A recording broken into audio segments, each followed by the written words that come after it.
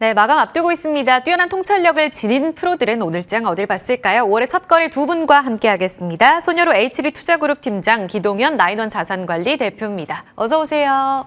안녕하세요. 네, 첫날 출발이 나쁘지 않습니다. 먼저 첫 번째 프로의 시선이 머문 곳 공개부터 하겠습니다. 자, 오늘장 어디부터 봐야 할까요? 주도주와 감산 사이 극과 극인 반도체 그 2분기의 운명은 어떻게 펼쳐질까? 국내장이 쉬었던 동안에 미국에서 반도체 흐름 너무 좋았습니다. 필라델피아 반도체 지수도 반등에 나섰고 연이틀 좋았죠. 오늘은 외국인 수급에 따라 대장주인 삼성전자 기관은 팔고 외국인은 사요. 오늘 보신 이유 뭐예요? 네, 우선 오늘 5월의 첫 거래일이기 때문에 조금 이제 개인 투자분들 입장에서 좀 안전하게 수익을 가져갈 수 있는 섹터를 소개를 해드리는 게 좋을 것 같다고 판단되고 있고요. 어떤 2차 전지가 꾸준하게 저점을 이탈하지는 않고 있지만 수급종이 좀 혼조롭다 보니까 조금 상대적으로 안전한 섹터를 찾는 투자분들의 시선이 좀 있을 것으로 판단되고 있습니다. 근데 이제 반도체 관련해서는 사실 좋은 뉴스가 거의 하나도 없다라고 좀 볼 수가 있는데 외인과 기관은 꾸준하게 매수세를 넣는 모습들이 배드 뉴스이지 구조로 판단하고 좀 외인과 기관이 좀 접근하고 있는 것이 아닌가 그렇게 판단되고 있고요. 저는 삼성전자나 SK 하이닉스에 대한 매매 의견을 드리기보다는 그들은 어떤 방향성을 담당할 수 있는 종목을 좀 보시면 좋을 것 같고요. 물론 삼성전자나 SK 하이닉스가 나쁜 종목은 아니지만 제 원칙에 따라서는 저는 이제 실적을 근거로 봤을 때는 12개월 선행퍼 기준으로 했을 때는 조금 고평가의 영역에 있기 때문에 제 투자 원칙에는 부합되지 않는 종목들이지만 그들이 어떤 키를 놓치지 않고 시장의 방향성을 잡아주고 있고 우리의 이런 좀 배드 뉴스가 어떤 악재 선반영에 따라서 좀 바닥을 확인할 수 있다는 기대감에 외인이 매수세를 들어오고 있고 뒤에서 말씀드리겠지만 어떤 작은 종목들 같은 경우는 꾸준하게 실적이 나오고 있는 종목들이 있기 때문에 삼성전자랑 SK 하이닉스 필두란 투심을 확인하고 그들보다 충분히 기대 수익률을 빠르게 올릴 수 있는 종목이 있다라고 판단되고 있기 때문에 덤벼봐야 된다라고 판단돼서 준비를 하게 됐습니다. 네, 삼성전자는 이번에 4월 말 그 전에죠. 잠정 실적 발표할 때에도 감산을 미리 예고를 했습니다. 이례적이었습니다. 게다가 5월 첫날 기준으로는 즉 마이크론도 각 유통사의 반도체 가격을 인하하겠다라고 이야기를 했는데요. 이렇게 되면 3분기에는 정말 메모리 가격 진바닥 나올 거다 이렇게 보고 있더라고요. 수요 어느 정도까지 전방적으로 좀 살아날까요? 네, 우선 저도 어떤 좀 지정학적 변수가 없다라고 하면은 이제 증권사 리포트에서 발간하는 뷰가 좀 맞지 않을까 그렇게 판단되고 있고요. 이제 뉴스를 보신 분들은 아시겠지만 또 오늘 점심에도 이제 길건우 대표님이 그런 수요에 대해서 말씀해 주셨는데 사실 어떤 우리가 실적 발표하고 감산을 진행했을 때 그냥 막연하게는 하반기에는 수요가 증가할 수 있을 것이다. 이런 뷰가 있지만 뉴스에서는 우리가 전방 기업이라고 할 수 있는 우리가 흔히 알고 있는 마이크론이나 이런 기업들이 그들이 필요한 메모리 반도체나 이런 것들에 대한 납품 수요 계획 이런 것들을 발표를 했을 때는 어떤 좀 메모리 반도체 이런 부분들은 감소했다라고 나와 있지만 뭐 자동차 부품이나 뭐 PCB나 휴대폰 메모리 부품 이런 종목들은 조금 수요가 좀 증가할 것으로 판단되고 있고요. 제가 물론 탑픽으로 메모리 반도체 관련 종목들을 갖고 오지 않아서 메모리 반도체에 대해서는 뭐 그렇게 긍정적으로 말씀드리지 않겠지만 좀 어떤 전문가분들이 물론 저도 뉴스를 보고 제 사견을 말씀드리지만 어떻게 보면은 제가 그동안은 어떤 메모리 어떤 뭐 성능이나 어떤 휴대폰 성능이 아무리 증가를 하더라도 우리가 필요가 없으면 사진 않거든요. 네. 그래서 우선 뭐 새로운 뭐 CPU, 뭐 사파이어 래피드나 뭐 DDR5 램 엄청난 정보 전달 속도를 갖고 있다고 해도 우리가 필요가 없으면 공급 안 합니다. 근데 어떤 메모리뿐만 아니라 비메모리, 뭐 AI에 들어가거나 자율주행에 들어간 부분들은 수요가 증가할 것으로 전망이 되고 있고 마이크론과 같은 우리가 알만한 전방 기업들이 수요를 공개를 했기 때문에 그에 따른 수혜 종목을 찾아보는 것이 중요할 것 같다. 그것을 말씀드려보도록 하겠습니다. 메모리 쪽 이제 회복 포인트에 포커스를 주셨는데 비메모리도 좀 짚고 넘어가 볼게요. 물론 삼성전자의 이 주가 키팩터는 여전히 메모리이긴 하죠. 네. 하지만 비메모리가 여기서 우리가 수요를 잡고 좀 더 경쟁력이 있을 경우에는 상방 더 열린다라고 보시는 분들도 많이 있어서 이쪽을 봤을 때 여전히 TSMC 쪽으로는 경쟁력이 좀 약하잖아요. 네. 근데 TSMC가 삼성이 먼저 도전했던 이 3나노 쪽으로도 우리 양산 시작했고 순차적으로 공개도 하겠다. 뭐 이런 뉴스까지 나오면서 쉽지 않겠는데라는 생각도 들고 2나노 경쟁도 본격화했다고 하더라고요.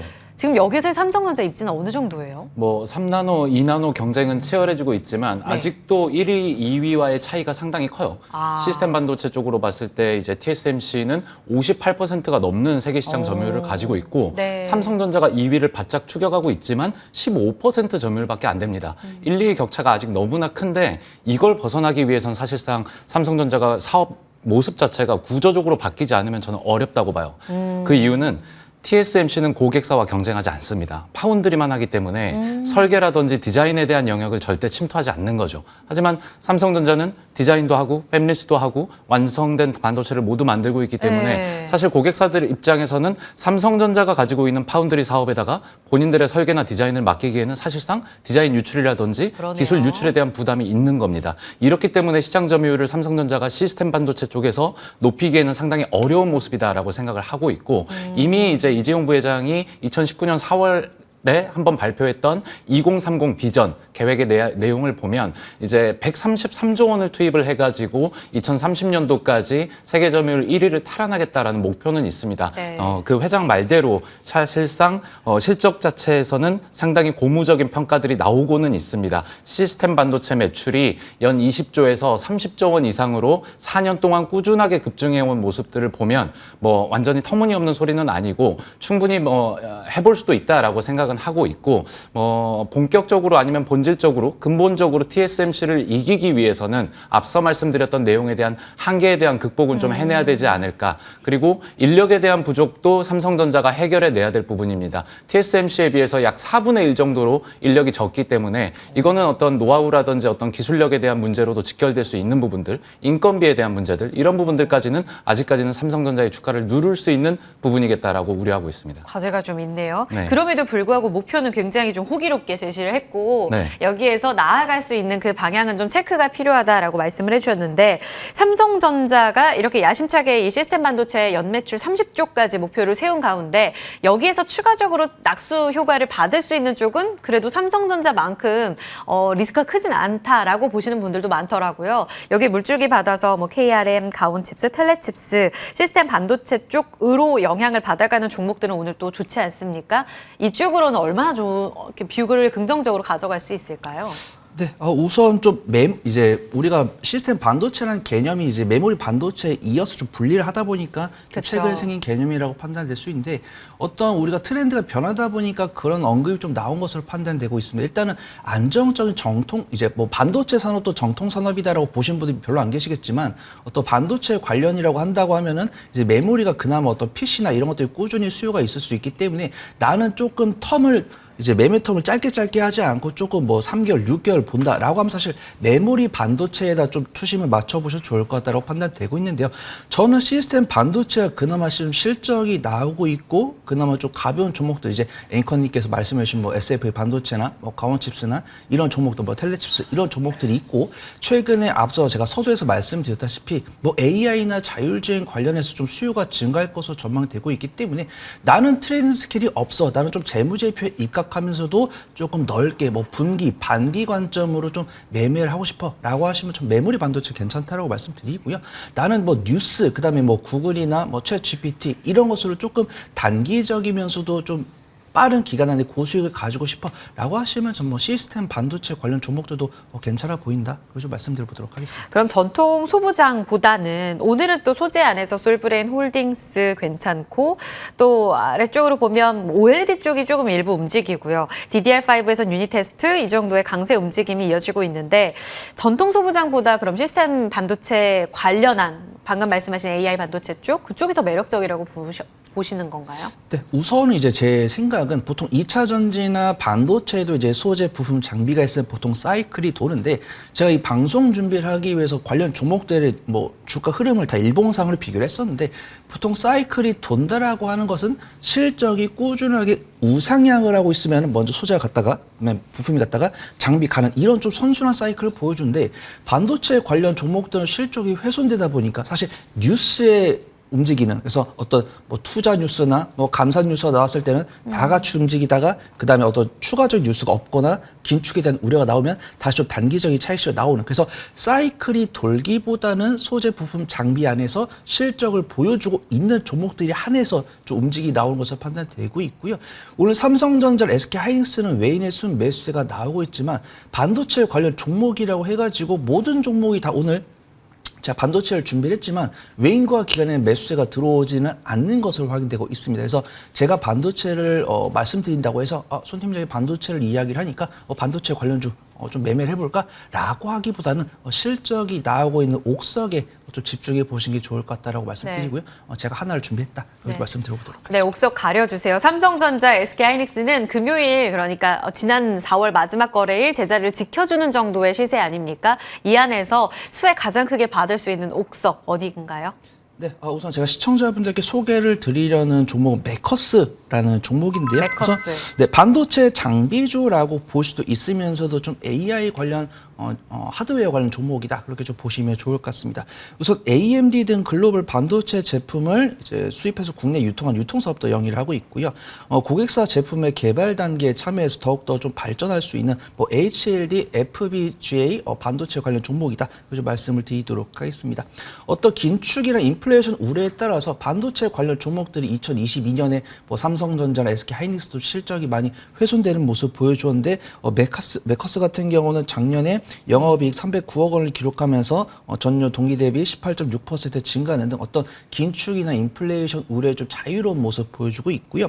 어떤 제가 말씀드린 것처럼 메모리 반도체에 대한 수요는 올해 하반기에 좀 회복이 될 것인가 이런 부분들은 뭐 회복될 것이다 많은 전문가분들이 이야기를 하고 계시지만 조금 더 뉴스 팔로우업을 좀 해봐야 된다고 판단되고 있고요. 어떤 AI나 자율주행 관련된 어떤 GPU 관련된 반도체 기업들은 그 실적 개선세가 좀 유지될 것이다 라고 전망되고 있고요. 이런 부분들은 리서치 아름에서 발간한 리포트 내용을 통해서도 확인할 수가 있습니다. 일봉 차트를 본다고 하면은 어떤 다른 반도체 관련 종목들과 유사하게 1월 초부터 4월 말까지 점진적인 우상세 보여주고 있고요. 최근에 어떤 한미 정상회담 전후로 조금 단기적인 기간 조정이 나오는 모습 보여줬지만 기술적 반등에 맞춰서 메커스 역시도 좀 우상향하는 모습 보여주고 있고요. 수급동을 본다라고 하면은 4월 21일부터 꾸준하게 기관 순매수 들어오다가 최근 3거래일 외인 순매수 들어오고 있는데 외인 순매수 금액이 상당하기 때문에 해당 저점은 좀 단단할 가능성이 있다, 높다. 그렇게 네. 말씀을 드리도록 하겠습니다. 제가 매수가는 1,100원 말씀드리고요. 손절가는 9,500원, 1차 목표가는 11,500원 잡고 뭐 단기 스윙도 괜찮고요. 중장기적으로 지켜보셔도 무방한 종목이다. 그렇게 좀 소개를 드려보도록 하겠습니다. 네, 챗 GPT의 시대가 열리면서 수혜를 받을 수 있는 이런 반도체 종목들의 좀 집중도가 계속해서 큽니다. 그 안에도 메커스 11,500원 선까지 지금 6거래일 연속 좀 양봉을 기록하면서 시세 괜찮습니다. 추가적인 움직임 지켜보겠습니다. 탑픽까지 들어봤습니다. 그럼 두 번째로 넘어가 보죠. 자, 올해 첫날 두 번째 프로의 시선이 머문 곳은 어딜까요? 섹터 확인하겠습니다. 네, 두 번째는 종합상사의 변신입니다. 올해 더 웃을 수 있을지 상사를 넘어서 이젠 친환경 종합 사업 회사로 탈바꿈하고 있습니다. 이런 글로벌 트렌드와 함께 탈바꿈되고 있는 우리 국내 종합 상사 쪽의 움직임. 사실 기 대표님이 이 프로의 시선을 꾸준히 보셨던 분들이라면 이쪽 좋아하신다는 거 다 아실 거예요. 네, 기억을 하고 계시네요. 그럼요, 감사합니다. 그럼요. 기존에도 네. 매력적이다라는 말씀을 해주셨는데 네. 그러고 나서 이제 워렌 버핏도 탐냈잖아요. 일본의 네. 종합 상사. 네. 이런 트렌드를 같이 읽어주시면 좋을 것 같아요. 섹터 보신 이유는 여전히 기존 이유와 동일해요? 기존 이유와 동일하고 워렌 버핏도 저와 같은 기조를 유지를 해주고 있어요. 네네. 올 초에 작년에 지분을 샀었고 올 초에 또 다시 지분을 더 확대했거든요. 늘렸고. 근데 일본 상사 쪽으로만 집중이 되어 있고 사실 국내 상사들은 아직까지도 워렌 버핏의 기대까지는 받기는 조금 어려운 것 같아요. 이제서야 좀 체질 개선이 이루어지고 있다라고 생각을 하고 있는데 일본이 벌써 워렌 버핏의 투자를 이끌었던 어떤 이유로 보자면 일본은 90년도 때부터 이 자원에 대한 투자를 굉장히 크게 늘려왔었습니다. 우리는 이제서야 시작하고 있지만 일본의 상사들을 봤을 때 90년대 초반부터 이미 곡물, 식량, 인프라, 신재생 에너지까지 곳곳에 있는 밸류체인 단에다가 투자를 실시했고요. 여기에 따라서 부가가치가 본격적으로 창출되는 시기에 들어온 상황입니다. 이런 것들을 이제 국내 종합상사들이 발빠르게 대응을 하기 위해서 포트폴리오, 사업 다각화를 이루어내고 있기 때문에 가시적인 성과가 본격적으로 올해 1분기부터 보여줄 수 있는 시기이고 대부분의 주가들, 주식 자리들도 현재 상당히 저평가되어 있기 때문에 지금 좀 적절한 시기다라고 판단합니다. 네. 지금 속보 움직임 좀 체크하고 넘어가 볼게요. 네. 일단 저희 두 번째 프로시선 섹터 이야기 나누고 있는데 실적 속보 들어와서 좀 전해드립니다. 카카오그룹 내 페이가 실적 발표 나왔고요. 1분기 매출액 1,415억 원으로 실적 발표 확인이 됐습니다. YOY로 전년 대비로 14.7%가량, 한 15%가량 늘어난 매출을 확인했는데요. 다만 영업 손실은 좀 큽니다. 1,100%가량 전년 대비 크게 줄었어요. 적자 전환하면서 130억 원의 손실로 확인이 됐습니다. 이 움직임 확인하면서 지금 현재는 이 같은 우려감 미리 좀 선 반영한 걸까요? 크게 움직임은 없는 상황이고 카카오페이 2% 상승세는 유지가 되고 있습니다. 분봉상으로도 큰 변화는 없다는 점 좀 체크해 드리면서 프로의 시선 이어가 볼게요.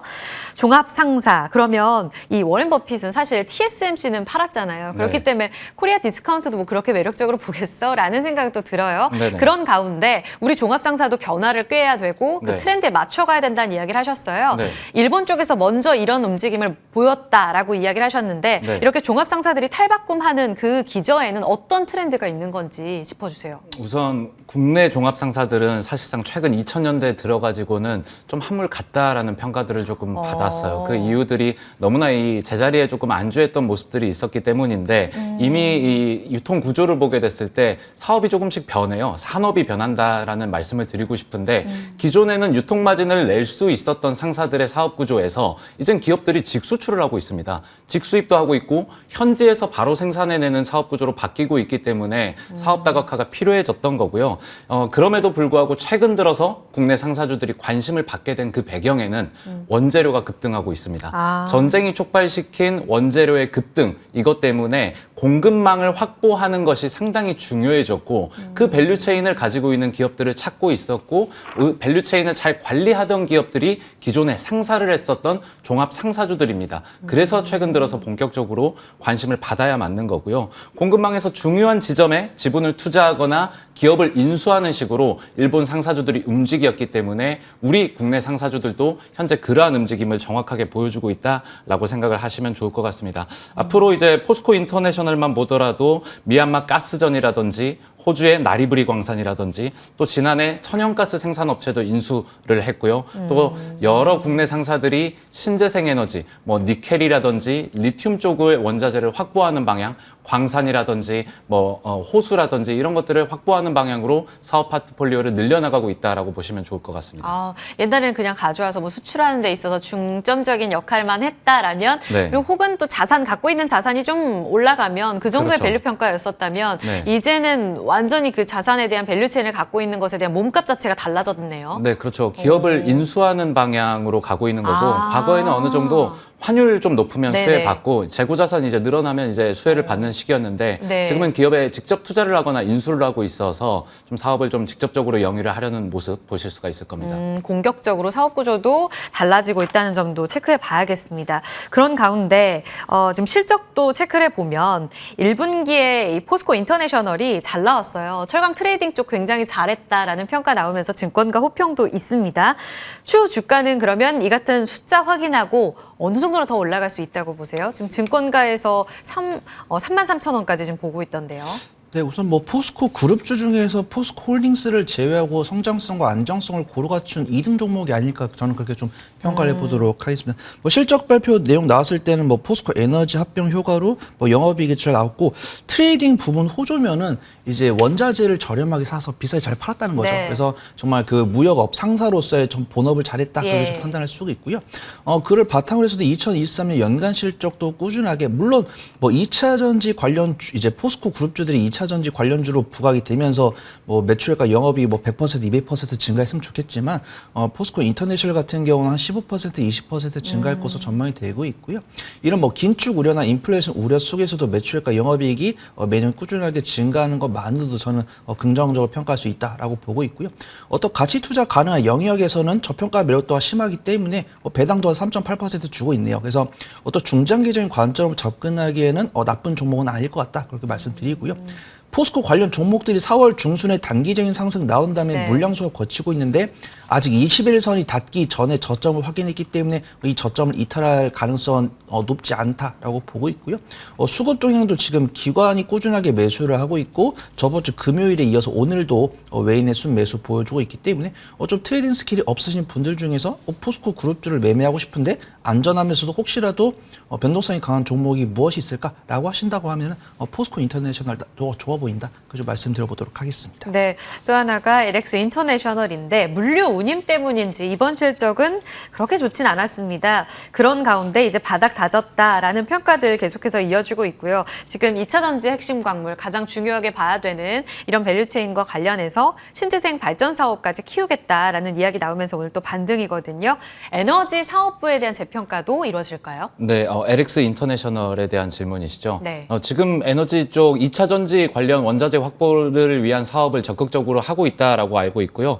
인도네시아라든지 호주 등의 석탄 광산 그리고 올해 초에는 한국 유리공업에 대한 지분 100% 인수를 마치면서 좀 탄탄하게 그 신사업에 대한 어떤 수익성이 최근에 재무에 찍혀 나온 상태입니다. 네. 그래서 친환경 소재 사업 분야에도 광활을 해주고 있고 지난해는 또 바이오 매스 기업입니다. 포승그린 파워 인수를 마쳤어요. 그래서 친환경 에너지 분야와 이제 원자재 분야에 좀 공을 들이는 상황으로 보시면 좋을 것 같고 인도네시아가 중국 다음으로 니켈이 상당히 많이 나오는 걸로 알고 있습니다. 그래서 인도네시아 현지 쪽에 니켈 광산을 확보하는 작업에도 투자를 검토 중이다라고 보시면 좋을 것 같고 이런 것처럼 포트폴리오 상당히 다각화를 하고 있고 안정적인 수익원까지 동시에 확보하려는 움직임이 LX 인터내셔널에 보여주고 있기 때문에 네. 주가도 충분히 지금 어느 정도 바닥을 만들고 네. 상승을 할 수 있는 모멘텀이 남아있다라고 생각을 해서 지금 자리에서 충분히 매수를 해도 괜찮은 자리겠다라고 생각하고 있습니다. 그러니까 사실 포스코 그룹은 그 2차 전지라는 프레임이 씌워지면서 너무 강했잖아요. 네. 그것을 제외하고 봤을 때 LX 인터라든지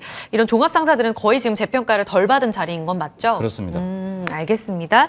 탑픽은 잠시 후에 여쭤보고요. 또 수소 관련주로도 엮이는 효성 TNC 같은 경우에도 이 상사주예요. 이쪽으로 실적 잘 나왔습니다. 증권가에서도 호평 쏟아졌고요.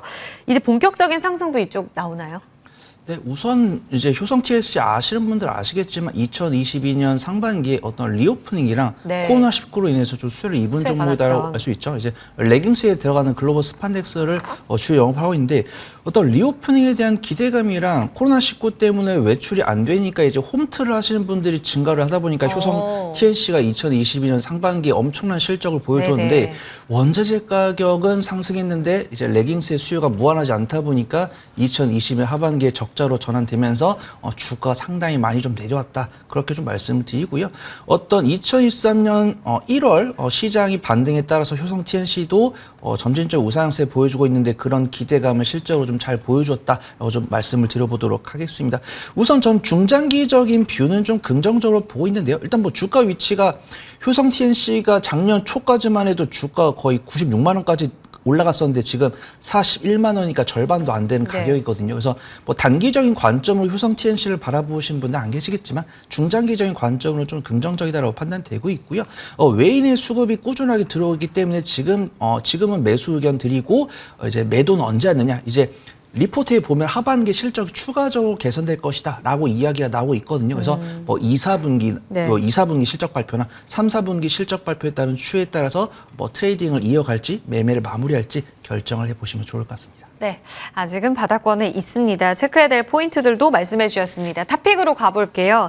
그래서 지금 앞으로 워렌 버핏이 정말 탐낼 만한 종합 상사주가 될 예. 기 대표님이 보시는 탑픽은요? 예, 삼성물산을 좀 다시 지금 자리에서 추천을 좀 하고 싶고요. 네. 삼성물산 뭐 사업부별로 좀 따로 보시면 좋을 것 같습니다. 상사 부문이라든지 건설, 패션, 리조트까지도 하고 있기 때문에 우선 건설 쪽으로 봤을 때 아직 건설 경기 아시다시피 국내에서는 네. 상당히 어려운 상황이고 부진을 면치 못하고 있는 상황임에도 불구하고 삼성물산의 건설 부문 1분기 영업이익이 88% 증가했고요. 매출도 52.4%나 증가를 했습니다. 1분기 수주가 6조 1천억 원대에 달하기 때문에 이미 연간 수주 목표로 했었던 양의 44% 이상이 채워져 있는 상황이다라고 보시면 좋을 것 같습니다. 상사 부문은 영업이익이라든지 매출이 조금은 감소한 부분이 있습니다. 다만 신재생 에너지 사업 쪽으로 미국 태양광 개발 사업 매각 수익이 났었기 때문에 어느 정도 조금 영업이익은 상쇄가 되었다라고 보시면 좋을 것 같고, 패션이라든지 리조트 쪽에서는 좀 체질 개선이 많이 있었습니다. 저조한 브랜드라든지 이런 것들은 좀 깔끔하게 좀 사업을 정리를 했고요. 명품이라든지 이런 쪽으로 좀 포트폴리오를 다각화하면서 패션 쪽에서도 네. 호실적이 나왔습니다. 하고 태양광 개발 파이프라인을 미국의 이제 EPC 공사 수주도 한 이력이 있기 때문에 앞으로도 미국 쪽에서 생길 수 있는 IRA 효과, 삼성물산도 충분히 EPC 설계 조달 시공으로 누려볼 수 있다라고 기대를 하고 있고요. 건설 부문에서도 이미 앞으로 재생에너지 단지 건설 관련한 어떤 사업 수주에 대한 가능성도 유럽 쪽이라든지 중동 쪽에서 충분히 나올 수가 있다라고 기대를 하고 있습니다.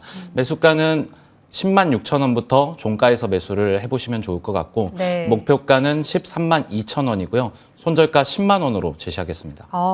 아직도 진짜 밀려 있네요. 10만 9천 원 지금 딱 60일선 회복 시도 나오고 있는데 10만 6천 원에서 오늘의 종가 수준까지 매력적으로 보셨고요. 13만 2천 원의 반등 여력까지 체크를 해주셨습니다. 꽤 긴 관점으로도 매력적이니까 직고점 넘어설 것으로 보고 계세요. 움직임 좀 체크해 보시면 되겠습니다. 삼성물산까지 탑픽 들어봤습니다. 두 분과 함께한 프로의 시선 놓여서 인사드릴게요. 손여러 팀장, 기동현 대표였습니다. 고맙습니다.